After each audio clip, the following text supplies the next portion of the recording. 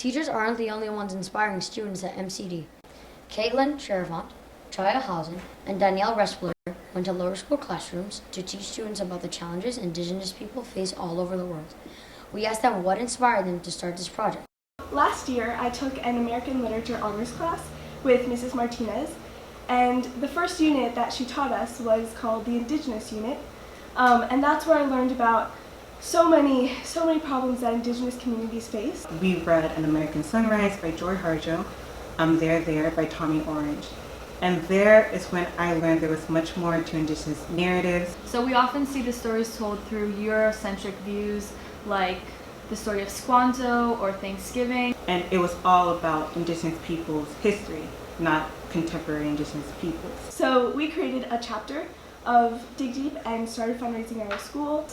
Dig Deep is a national organization that provides clean running water to Indigenous communities throughout North America. So the work that we do with Dig Deep is essential because these communities not only need the funds to provide them with water and other resources like building systems that help their communities stay afloat, but also because they need the advocacy and they need people to hear about their stories and their struggles.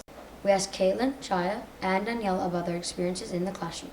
So I think the inspiration for our classroom takeovers in both the middle school, upper school, and lower school was that we didn't see enough Indigenous education representation in the classroom.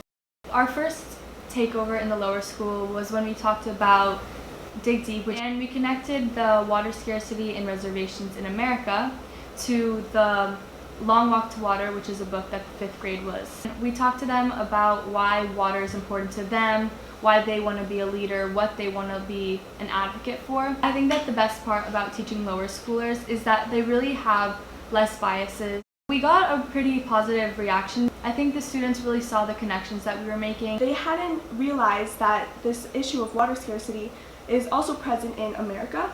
And we got some great discussions. People spoke about their sports, about their communities, about projects that they're passionate about. It's so important for us to actually go out and tell other people about what we learned, about the Navajo Water Lady, about water scarcity and reservations, about IA, residential schools, Indigenous narratives, Indigenous troubles, their successes, their triumphs. But it's so important for us to actually know it as well, so we can be in the journey with everybody here, every faculty, every staff member, every student, into learning and gaining advocacy as well. This is Jared Martinez reporting for Spartan TV.